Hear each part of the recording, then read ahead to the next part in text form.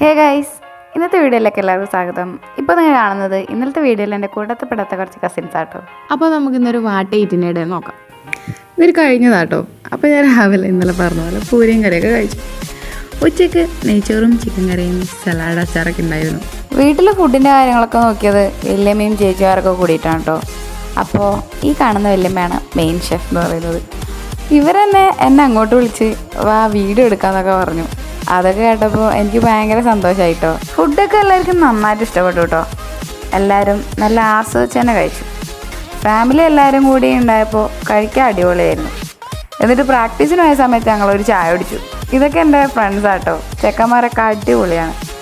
അപ്പോൾ ചായയൊക്കെ കുടിച്ച് വീട്ടിലെത്തി. ഇപ്പം നിങ്ങൾ കാണുന്നത് ഒരു ചീറ്റിപ്പോയ ഫ്രഞ്ച് ഫ്രൈസും ഒരു അടിപൊളി ബ്രൂ കോഫി കേട്ടോ, അതും കഴിച്ചു. പിന്നെ ഉച്ചയ്ക്ക് ഉണ്ടാക്കിയ നെയ്ച്ചോറ് രാത്രിയും കഴിച്ചു.